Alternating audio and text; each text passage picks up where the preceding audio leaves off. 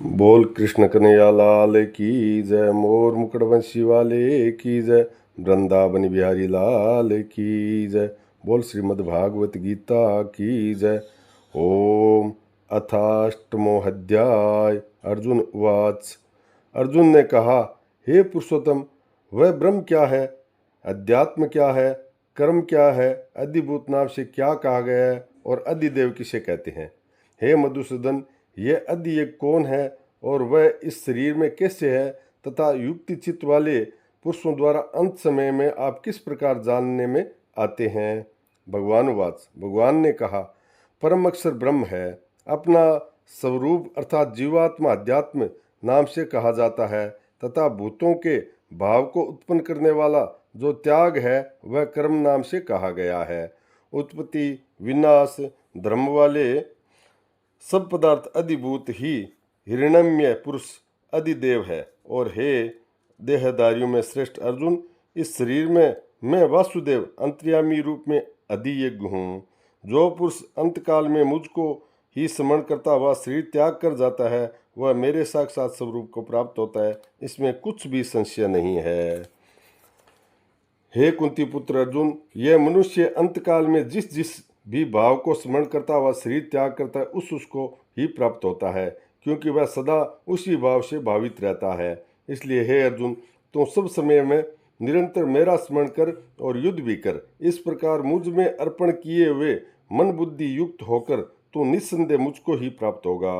हे पार्थ, यह नियम है कि परमेश्वर के ध्यान के अभ्यास रूप योग से युक्त दूसरी ओर न जानने वाले चित्त से निरंतर चिंतन करता हुआ मनुष्य परम प्रकाश रूप दिव्य पुरुष को अर्थात परमेश्वर को ही प्राप्त होता है।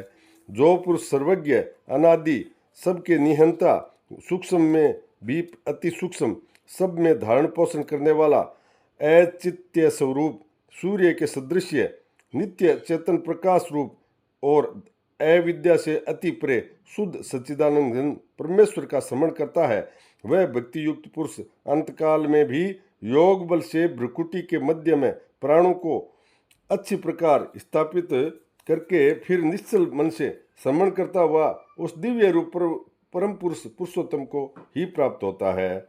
वेद के जानने वाले विद्वान जिस सच्चिदानंद घन परमपद अविनाशी कहते हैं, आसक्ति रहित यतनशील सन्यासी महात्मजन जिसमें प्रवेश करते हैं और जिस परमपद को चाहने वाले ब्रह्मचारी लोग ब्रह्मचर्य का आचरण करते हैं, तो उस परमपद को मैं तेरे लिए संक्षेप में कहूँगा। सब इंद्रियों के द्वारों को रोक कर तथा मन द्वेष को स्थिर करके फिर उस जीते हुए मन के द्वारा प्राणों को मस्तक में स्थापित करके परमात्मा संबंधी योग धारणा में स्थित होकर जो पुरुष ओम इस एक अक्षर रूप ब्रह्म को उच्चारण करता हुआ और उसमें अर्थ स्वरूप मुझ निर्गुण ब्रह्म का चिंतन करता हुआ शरीर को त्याग कर जाता है, वह पुरुष परम गति को प्राप्त होता है। हे अर्जुन, जो पुरुष मुझ में अन्यंचित होकर सदा निरंतर मुझ में पुरुषोत्तम स्मरण करता हुआ उस नित्य निरंतर मुझ में युक्त हुए योगी के लिए मैं सुलभ हूँ, अर्थात उससे सहज ही प्राप्त हो जाता हूँ। परम सिद्धि को प्राप्त महात्मजन मुझको प्राप्त होकर दुखों के घर एवं क्षण भंगुर पूर्व जन्म को नहीं प्राप्त होते। हे अर्जुन, ब्रह्मलोक पर्यंत सब लोग पुनरावर्ती है, परंतु हे कुंती पुत्र, मुझको प्राप्त होकर पुनर्जन्म नहीं होता, क्योंकि मैं कालातीत हूँ और ये सब ब्रह्मादि के लोक काल के द्वारा सीमित होने से अनित्य है। ब्रह्मा का जो एक दिन है उसको 1000 चतुर्युग की अवधि वाला और रात्रि को भी 1000 चतुर्युगितिक की अवधि वाला जो पुरुष तत्व से जानता है, वे योगीजन काल के तत्व को जानने वाले हैं। संपूर्ण चराचर भूतगण ब्रह्मा के दिन के प्रवेश काल में अव्यक्त अर्थात ब्रह्म के सूक्ष्म शरीर से उत्पन्न होते हैं और ब्रह्मा की ही रात्रि में प्रवेश काल में उस अव्यक्त नामक ब्रह्मा के सूक्ष्म शरीर में ही लीन हो जाते हैं। हे पार्थ, वही यह भूत समुदाय उत्पन्न हो कर प्रकृति के वश में वह रात्रि के प्रवेश काल में लीन होता है और दिन के प्रवेश काल में फिर उत्पन्न होता है। उस अव्यक्त से भी अति परे दूसरा अर्थात विलक्षण जो सनातन अव्यक्त भाव है वह परम दिव्य पुरुष सब भूतों के नष्ट होने पर भी नष्ट नहीं होता। जो अव्यक्त अक्षर इस नाम से कहा गया है कि उसी अक्षर का नाम अव्यक्त को परम गति कहते हैं, तथा जिस सनातन अव्यक्त भाव को प्राप्त होकर मनुष्य वापस नहीं आते वह मेरा परम धाम है।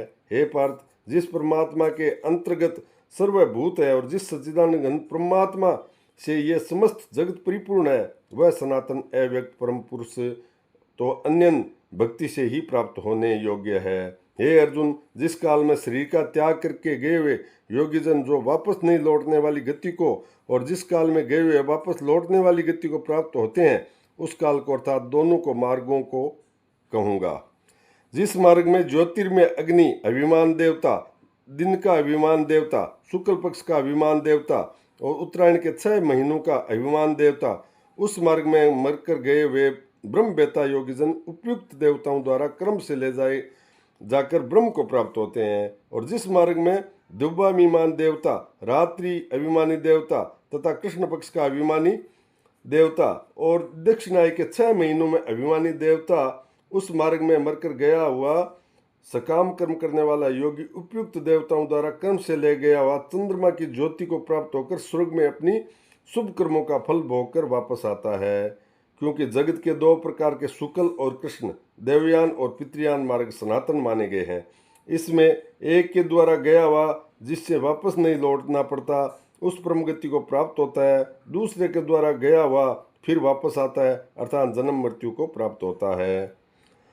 हे पार्थ, इस प्रकार इन दोनों मार्गों को तत्व से जानकर कोई भी योगी मोहित नहीं होता। इस कारण हे अर्जुन, तू सब काल में समबुद्धि रूप योग से युक्त हो अर्थात निरंतर मेरी प्राप्ति के लिए साधन करने वाला हो। योगी पुरुष इस रहस्य को तत्व से जानकर वेदों को पढ़ने में तथा यज्ञ तप और दान आदि करने में जो पुण्य फल कहा है उन सब को निस्संदेह उल्लंघन कर जाता है और सनातन परम पद को प्राप्त होता है। बोल श्री कृष्णचंद्र भगवान की जय। मोर मुकुटवशी वाले की जय। वृंदावन बिहारी लाल की जय। राधा रानी मैया की जय।